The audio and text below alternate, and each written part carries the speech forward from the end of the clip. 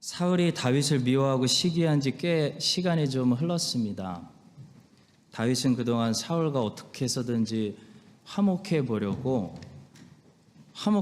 방법으로 고난을 극복하려고 했습니다. 노래를 불러서 사울을 달래보기도 하고, 사울이 다윗을 미워할수록 더 열심히 싸워서 사울에게 충성심을 보이기도 하고, 사울의 사위가 돼서 누구보다도 제가 왕의 편에 있습니다 라는 사실을 입증해 보려고 했습니다.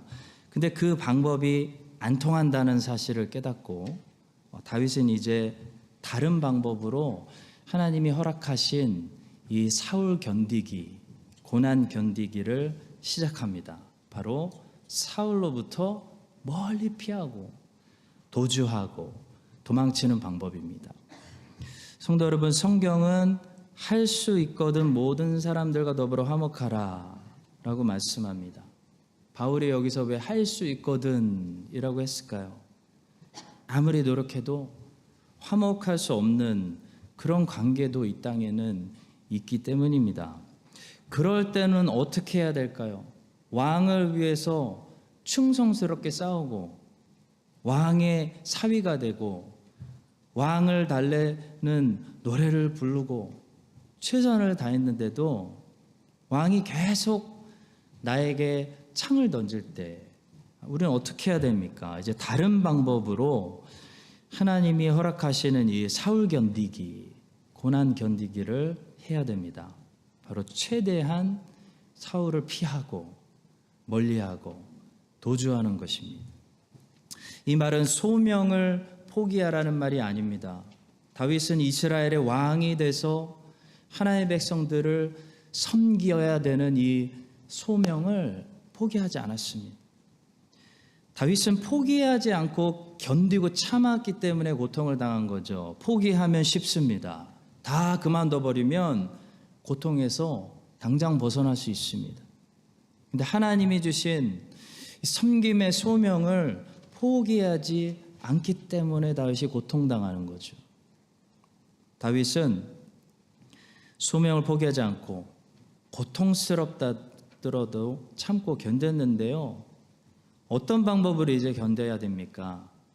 사울로부터 멀리 피하는 방법으로 고통을 견디고 있습니다. 그래서 다윗은 이제 사무엘상 20장부터 약 10년 동안 이스라엘에 있는 굴이랑 굴은 쥐구멍은 다 들어가 보는 도주자가 되는 인생을 살게 됩니다.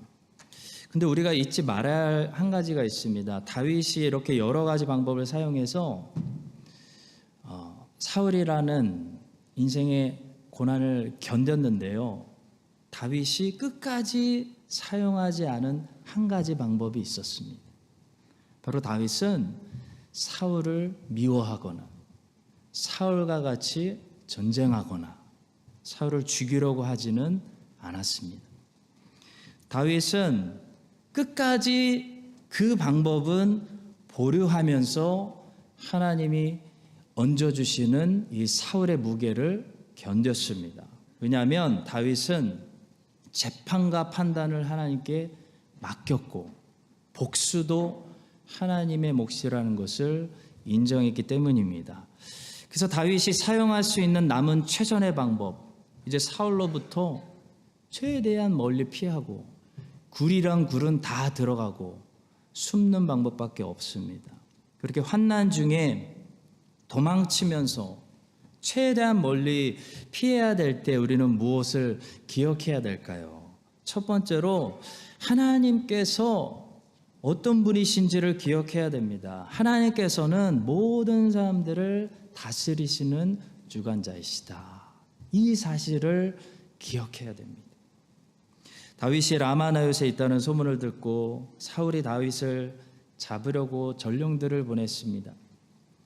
3번 보냈는데 3번 보낼 때마다 사울의 전령들에게 어떤 일이 일어났냐면 그들에게도 하나님의 영이 임해서 그들도 하나님의 영으로 예언하는 그런 일들이 일어났습니다. 사무엘상 19장 20절과 21절입니다. 사울이 다윗을 잡으러 전령들을 보냈더니 그들이 선지자 무리가 예언하는 것과 사무엘이 그들의 수령으로 선 것을 볼 때 하나님의 영이 사울의 전령들에게 임함에 그들도 예언을 한지라. 어떤 사람이 그것을 사울에게 알림해 사울이 다른 전령들을 보냈더니 그들도 예언을 했으므로 사울이 세 번째 다시 전령들을 보냈더니 그들도 예언을 한지라. 다윗을 잡아오라고 사울이 보낸 건데요. 다윗을 잡는 악한 일이 성취되지 못하고 가서 이 사람들이 하나님의 영으로 예언하는 선한 일만 하고 돌아왔습니다. 그래서 사울이 안 되겠다 싶어서 직접 라마나요스로 출동합니다. 근데 하나님의 영이 사울에게도 임해서 사울이 다윗을 잡는 일을 하지 못하고 가서 오히려 예언하는 악한 일을 하러 갔다가 선한 일만 하고 돌아오는 그런 역사가 일어납니다. 23절입니다. 사울이 라마나요스로 가니라. 하나님의 영이 그에게도 임하시니 그가 라마나요스에 이르기까지 걸어가며 예언을 하였으며. 나중에 엘리야 때 좀 비슷한 일이 일어납니다. 아합의 아들 아하시야 왕이 엘리야 가서 잡아오라고 50부장에게 명령했습니다. 그래서 50부장이 50명의 병사들 데리고 엘리야를 찾아가죠. 그래서 엘리야 내려와. 엘리야를 소환시키려고 하는데 군대를 보낼 때마다 하늘에서 불이 내려와서 아하시아의 군대를 불사릅니다.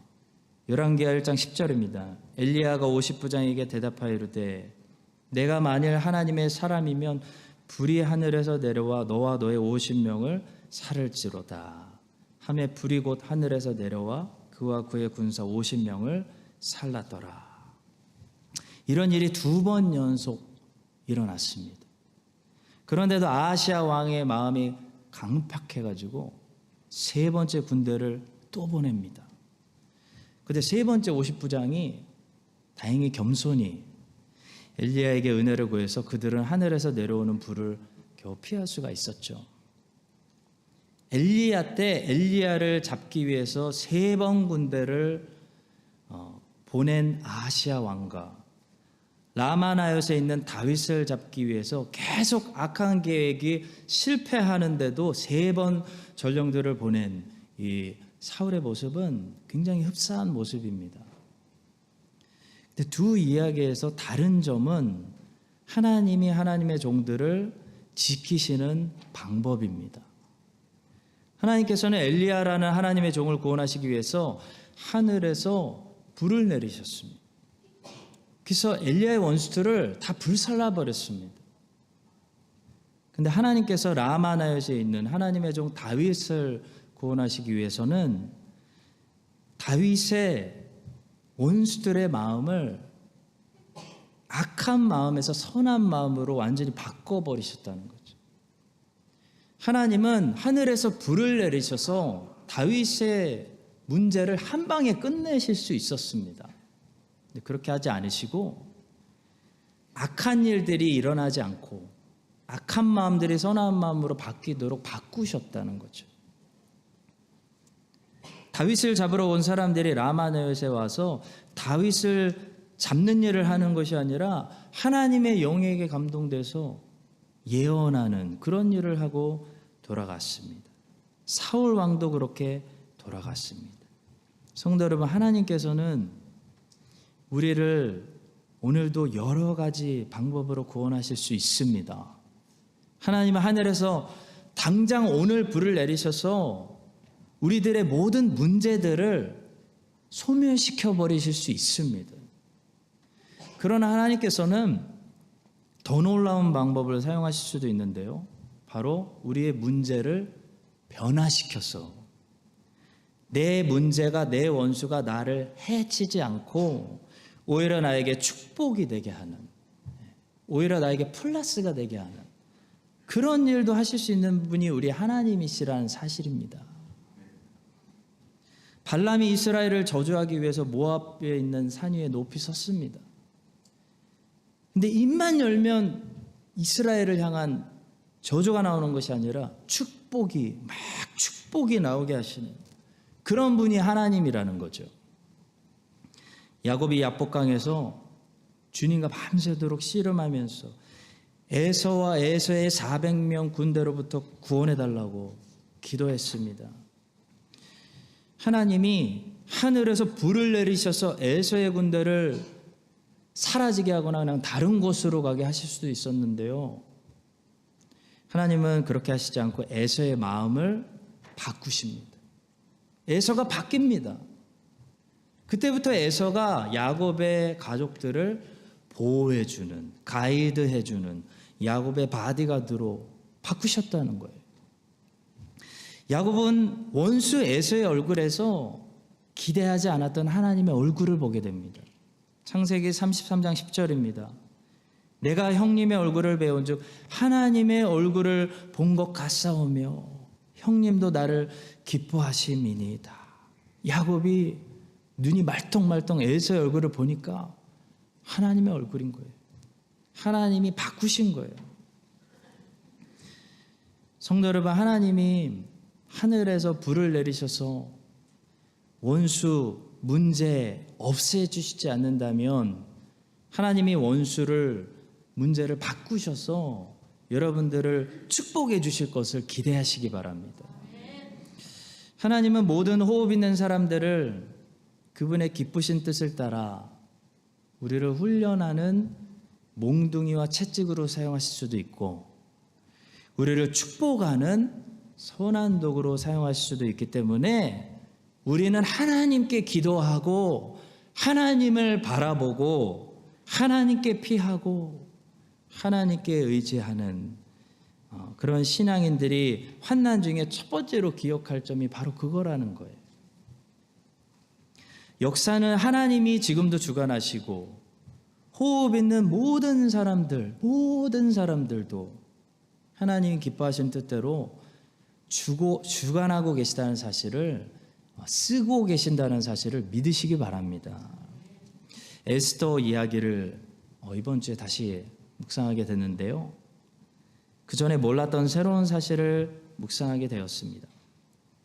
아하수에로 왕이 이 와스디 왕후를 폐하지 않습니까? 폐하고 새로운 왕후를 뽑으라고 각 지방에서 아름다운 처녀들을 모아서 왕 앞에 서게 하기 위해서 준비시키는 그런 시간이 있었습니다. 그 준비 기간이 1년이었습니다. 1년.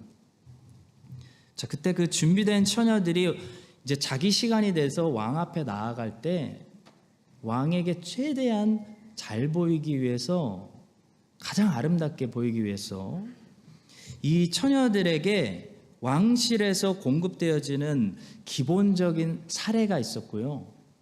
그 기본적인 사례 위에도 처녀들이 직접 왕실에 무언가를 요구해서 부탁하는 것을 다 받을 수 있는 그런 특별 사례가 있었습니다. 에스더 2장 12절과 13절입니다. 처녀마다 차례대로 아하수에로 왕에게 나아가기 전에 여자에 대하여 정한 규례대로 12달 동안을 행하되 6달은 모략 기름을 쓰고 6달은 향품과 여자에게 쓰는 다른 물품을 써서 몸을 정결하게 하는 기한을 마치며 처녀가 왕에게 나아갈 때에는 그가 구하는 것을 다 주어 후궁에서 왕궁으로 가지게 가게 하고. 자, 저 위에 있는 12절에 나와 있는 말씀은 기본 사례입니다.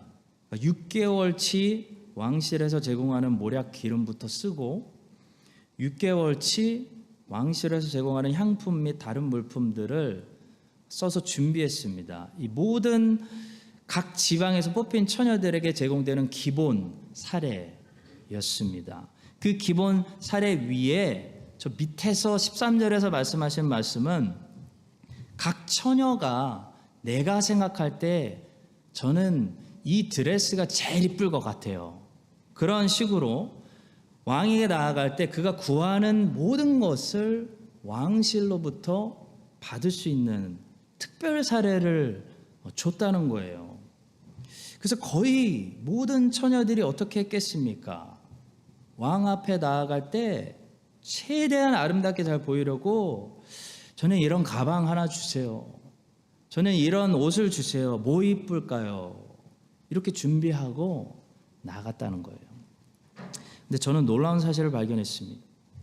에스더는 다른 여자들처럼 특별 사례를 하나도 요구하지 않았다는 것이에요. 에스더 2장 15절에 이런 말씀이 적혀 있습니다. 모르드게의 삼촌 아비하일의 딸 곧 모르드게가 자기의 딸같이 양육하는 에스더가 차례대로 왕에게 나아갈 때 궁녀를 주관하는 내시 헤게가 정한 것 외에는 다른 것을 구하지 아니하였으나 모든 보는 자에게 사랑을 받더라. 다른 여자들은 다 최대한 예쁘게 보이려고 꾸미고 나갔는데요. 에스더는 궁녀를 주관하는 내시 헤게가 정한 것 외에는 기본 사례 외에는 아무것도 구하지 않고 나아갔다는 거예요. 여러분, 에스더가 얼굴이 너무 자신 있어서 그랬을까요? 나는 그냥 내 자체가 예뻐. 지금 성경이 말하고 있는 게 그겁니까? 아니죠. 성경은 지금 에스더의 얼굴이 아니라 에스더의 믿음을 우리에게 보여주고 있습니다. 에스더의 믿음은 어떤 믿음입니까? 사람을 주관하시는 하나님께서 하나님의 뜻이라면 내가 더 이상 치장하지 않아도 하나님이 뽑히게 하신다. 그게 에스더의 믿음이에요. 에스더는 어떤 성경입니까? 하나님의 이름을 한 번도 언급하고 있지는 않지만 보이지 않는 곳에 가득히 충만한 하나님의 손길, 하나님의 섭리, 하나님의 간섭을 보여주는 성경이 에스더입니다. 그래서 사람이 하는 것 같은데, 하만이 하는 것 같은데, 페르시아 왕이 하는 것 같은데 사실 하나님이 위에서 다스리고 있다 라는 거 보여주는 성경이 에스더인 거예요. 예를 들어 9절의 말씀입니다. 헤게가 이 처녀를 좋게 보고 은혜를 베풀어 몸을 정결하게 할 물품과 일용품을 고추며 또 왕궁에서 의뢰해주는 7 궁녀를 주고 에스더와 그 궁녀들을 후궁 아름다운 처소로 옮기더라. 헤게로 하여금 에스더를 좋게 보게 만드시는 분은 누구라는 겁니까? 하나님이시라는 거예요. 또 17절의 말씀입니다. 왕이 모든 여자보다 에스더를 더 사랑함으로 그가 모든 처녀보다 왕 앞에 더 은총을 얻은지라. 왕이 그의 머리에 관을 씌우고 와스디를 대신하여 왕으로 삼은 후에. 다른 여성들은 다 귀중품으로 자기 몸을 머리끝부터 발끝까지 다 보호하고 나왔는데 귀중품으로 전혀 자기의 몸을 보호하지 않고 나온 에스더에게 페르시아 왕이 홀딱 반하게 하시는 분은 누구라는 거예요? 하나님이시라는 거예요. 성도 여러분, 환난 중에 우리가 기억해야 될 사실은 하나님이 주관자다. 하나님은 모든 사람들의 호흡도 주관하시는 주관자다라는 사실입니다. 바벨론이라는 몽둥이를 일으키시는 분도 하나님이시고요.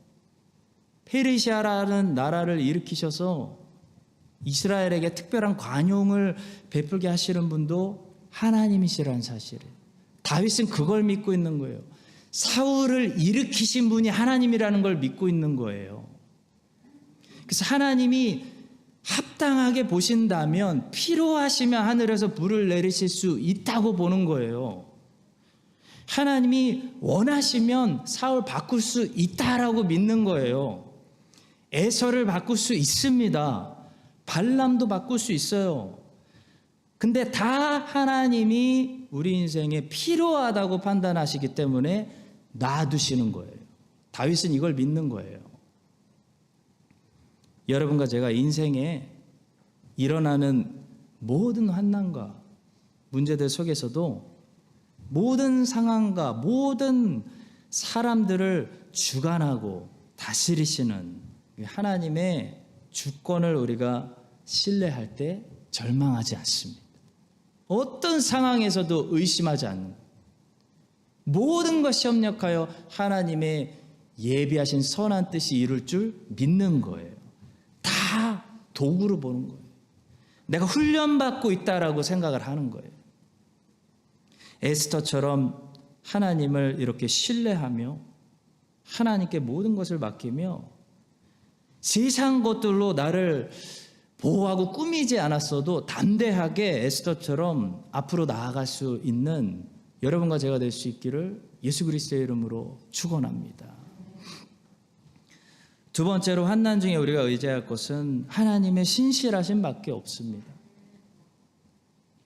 사무엘상 20장으로 이제 넘어오시면 큰 주제가 등장합니다. 바로 다윗과 요나단의 맹세입니다. 사무엘상 20장은 다윗과 요나단이 서로 맹세하는 장입니다. 사무엘상 20장 16절과 17절입니다. 이에 요나단이 다윗의 집과 언약하기를 여호와께서는 다윗의 대적들을 치실지어다 하니라. 다윗에 대한 요나단의 사랑이 그를 다시 맹세하게 하였으니 이는 자기 생명을 사랑함 같이 그를 사랑함이었더라. 그리고 사무엘상 20장은 가장 마지막 절에서 이런 결론을 말씀합니다. 요나단이 다윗에게 이르되 평안히 가라. 우리 두 사람이 여호와 이름으로 맹세하여 이르기를 여호와께서 영원히 나와 너 사이에 계시고 내 자손과 내 자손 사이에 계시리라 하였느니라 하니 다윗은 일어나 떠나고 요나단은 성읍으로 들어가니라. 성경에서 이 고대 시대 때 누군가를 사랑할 때 높은 사람이 낮은 사람에게 최고로 그 사람을 사랑해주는 표현 방법 중에 하나는 맹세를 주는 것이었습니다. 그래서 그 전 슬라이드로 넘어가서 보시면 다윗에 대한 요나단의 사랑이 어떻게 했습니까? 그를 다시 맹세하게 하였으니. 그러니까 요나단이 다윗을 너무 사랑해서 맹세를 주는 거예요. 여러분과 저는 맹세가 아무것도 아닌 그런 현대 사회에서 살고 있지만 성경 시대 때 높은 사람이 낮은 사람에게 약속을 한다, 맹세를 준다는 것은요, 그 사람을 최고로 사랑해주는 최고의 표현 방법 중에 하나였던 것입니다. 그래서 성경에는 하나님께서 자꾸 약속을 주시는 거예요. 아담에게 약속해 주시고, 여자의 후손이 올 거다. 노아에게 언약을 주시고, 아브라함, 이삭, 야곱에게 일방적으로 약속을 주시고, 다윗에게 소금 언약, 은혜 언약을 주시는 거예요. 약속을 주시고 맹세를 주시고, 그런 말씀들이 그렇게 많이 등장하는 거예요. 하나님의 사랑의 표현입니다. 다윗이 환난 중에 요나단으로부터 맹세를 받았습니다. 다윗과 요나단이 서로 언약했어요. 그래서 다윗이 그나마 위로받고 떠나가고 있는 겁니다. 환난 중에는 하나님의 약속이, 하나님의 변하지 않는 그 언약이 우리가 붙들 수 있는 위로가 되는 겁니다. 열왕기상 1장을 보니까요, 다윗이 늙었을 때 다윗의 아들 아도니아가 다윗의 허락도 없이 건방지게 자기 스스로를 내가 이제 왕이다 선포해버리는 그런 황당한 사건이 있었습니다. 그때 다윗의 사람들 중에 꽤 파워가 있는 제사장 아비아달, 군대 장관 요압이 이 아도니아 쪽으로 붙어버려가지고 상황이 매우 심각해졌습니다. 그때 만약에 아도니아가 이대로 왕이 되어버리면 아도니아가 다윗을 해치진 않았겠지만 누가 큰 피해를 볼 수 있냐면 아도니아에게 라이벌이 될 수 있는 솔로몬의 어머니 바세바가 나중에 처형당할 수도 있는 그런 매우 심각한 상황이 펼쳐집니다. 자, 그때 바세바에게 도움을 주는 사람이 있었습니다. 바세바의 입술에 말을 넣어준 사람이 등장하죠. 바로 나단 선지자입니다.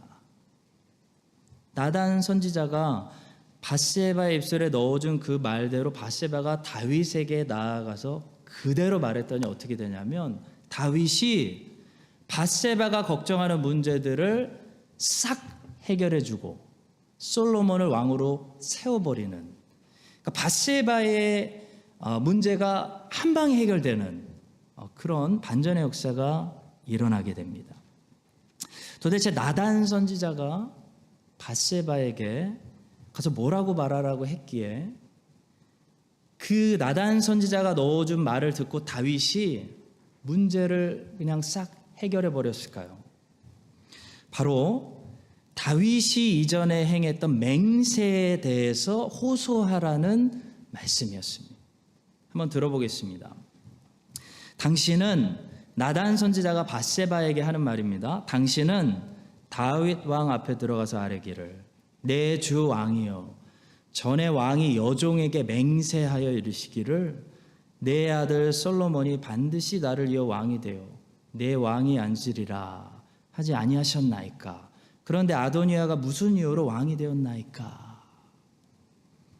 다윗을 평생 옆에서 지켜봐서 누구보다도 다윗이 어떤 사람인지 잘 알고 있는 나단 선지자가요, 밧세바에게 가르쳐준 말은 다윗에게 가서 다윗이 했던 맹세에 대해서 리마인드 하세요 라는 말씀뿐이었어요.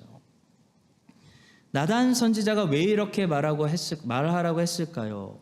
나단 선지자는 다윗이 누구인지를 알고 있기 때문입니다.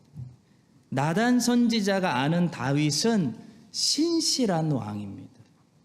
신실한 왕이기 때문에 다윗은 자기가 한 약속을 지키는 사람입니다.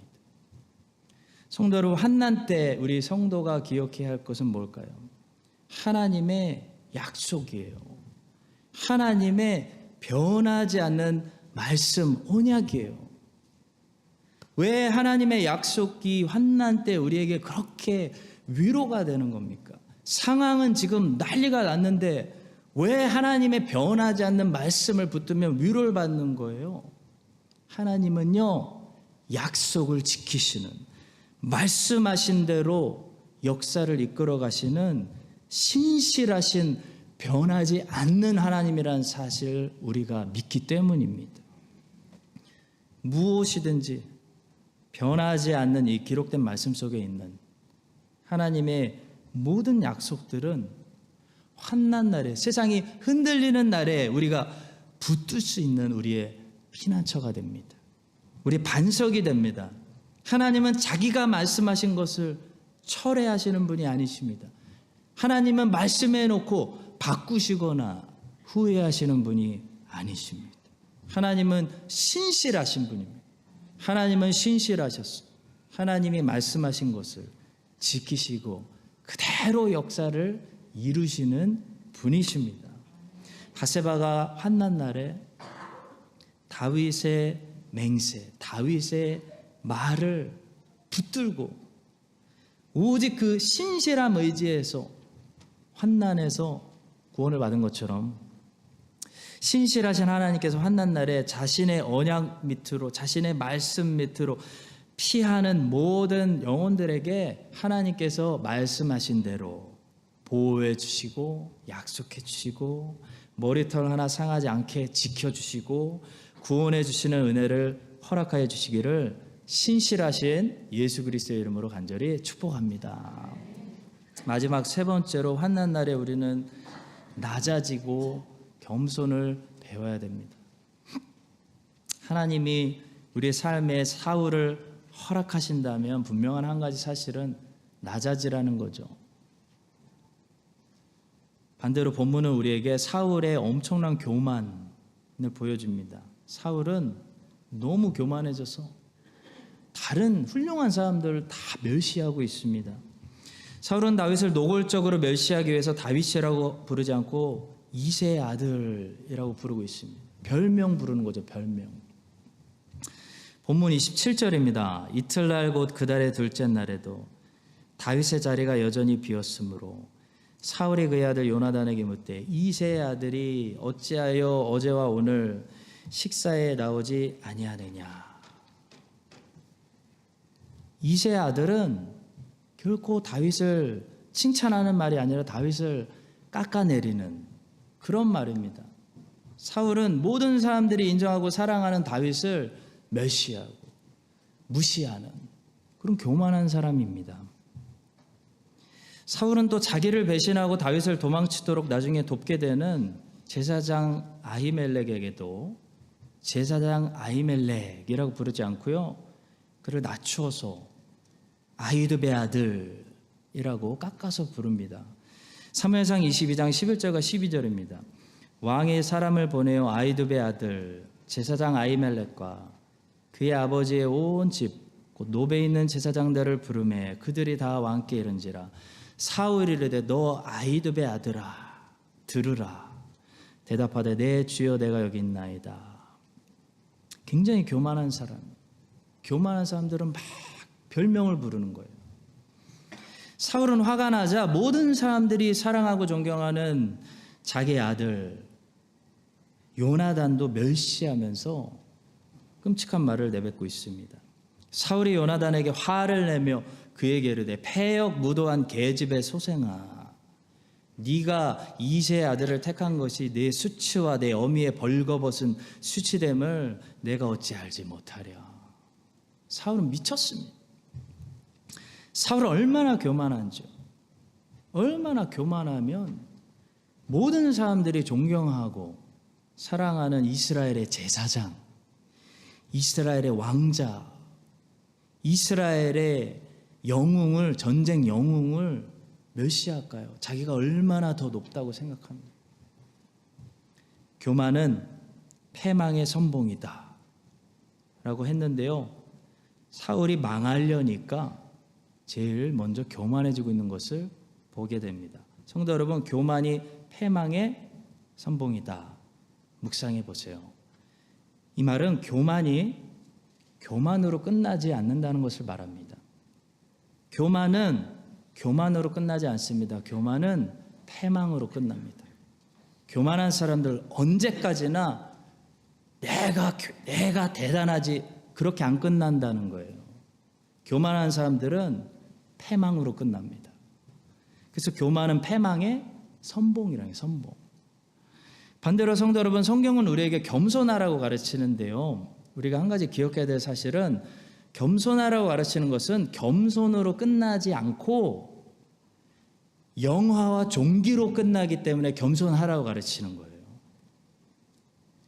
우리가 하나님 앞에서 우리를 낮추면 우리는 낮은 곳에서 끝나지 않고 하나님이 높여주시는 곳에서 끝나기 때문에 낮추라는 겁니다. 야고보서 4장 10절, 주 앞에서 낮추라. 그리하면 주께서 너희를 높이시리라. 시편 8편 4절과 5절에서 다윗은 하나님께서 사람을 얼마나 영화롭게 해주셨는지, 영화와 존귀로 이 크라운, 관을 씌우셨다라고 고백합니다. 사람이 무엇이기에 주께서 그를 생각하시며 인자가 무엇이기에 주께서 그를 돌보시나이까. 그를 하나님보다 조금 못하게 하시고 영화와 존귀로 관을 씌우셨나이다 라고 말씀하는데요, 히브리서 2장 9절을 보니까 사람이 공짜로 영화와 존귀의 관을 쓰는 것이 아니더라고요. 그리스도처럼 먼저 겸손을 통해서 자기를 낮출 때, 하나님 앞에서 낮출 때 하나님이 그런 사람들에게 영화와 존귀의 관을 씌워주신다라고 말씀하고 있는 것을 보게 됩니다.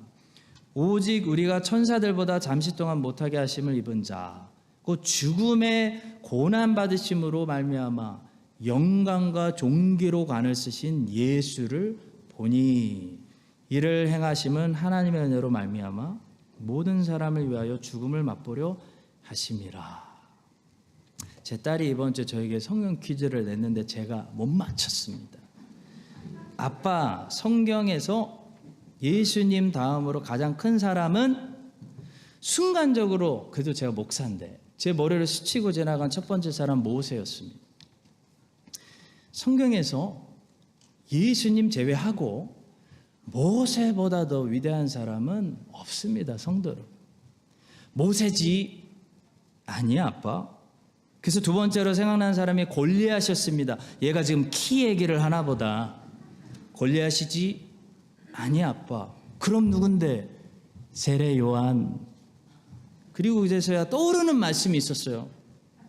내가 진실로 너에게 말하노니 여자가 낳은 자 중에 세례 요한보다 큰 이가 일어남이 없도다. 그러나 천국에서는 극히 작은 자라도 그보다 크니라. 얘가 참 좋은 주일학교를 다니고 있는 것 같습니다. 사랑하는 성도 여러분, 누가 제일 큰 자인지 아세요? 하나님 보실 때 가장 큰 자, 자기를 제일 낮추는 사람입니다. 세례 요한 기억나시죠? 한 번도 자기를 높인 적이 없어요. 드러내지를 않았어요. 세례 요한은 항상 자기를 낮추고 자기를 위대한 사람으로 생각하지 않습니다. 그리스도만 높였습니다. 그런데 예수님은 그를 가장 큰 자라고 여겨주고 계시는 거예요. 사울처럼 교만해지면요, 교만해서 끝나지 않는다는 게 문제예요. 영원히 교만할 수가 없어요. 교만해지면요, 패망해서 끝납니다. 근데 다윗처럼 고난을 통해 낮아질 때까지 겸손해지면요, 절대로 겸손해서 끝나지 않습니다. 다윗은 영화와 존귀에서 끝났습니다. 여러분과 제가 이 사실을 기억하고요, 하나님이 환난을 허락해 주시는 중요한 이유 중에 하나는 아마도 우리를 낮추시기 위함이에요. 겸손을 배워야 됩니다. 하나님이 허락해 주시는 환난들을 통해 우리의 영혼이 더 가난해져야 됩니다. 다윗처럼 더 낮아져야 됩니다. 내가 별거 아니구나. 나라는 인간이 정말 벌어지구나. 오직 예수 그리스도만 위해서 살아야 되겠구나. 라는 이 겸손을 환난을 통해 우리 모두가 배워서 그리스도께서 그리스도 앞에 낮추시는 주의 종들을 주님의 날에 영화와 존귀에 참 좋은 사람 향기 나는 영화와 존귀의 면류관을 우리 모두 다 쓸 수 있게 되기를 예수 그리스도의 이름으로 간절히 축복합니다. 기도하겠습니다. 자기를 높이는 자를 낮추시고 주님을 위해 자기를 낮추는 자를 높이시는 주님, 환난을 통해 우리 모든 높은 산들이 낮아지게 하시고 겸손을 배워서 주님이 주시는 영화와 존귀의 면류관 다 받을 수 있도록 인도해 주시옵소서. 환난 중에 오직 밧세바처럼 하나님의 신실하신 약속을 붙들 수 있는 믿음 주시고, 환난 중에도 에스더처럼 모든 역사와 사람들을 주관하시는 주관자 하나님 믿고 담대히 나아갈 수 있는 믿음을 우리에게 허락하여 주시옵소서. 감사하며 예수 그리스도의 이름으로 기도합니다. 아멘.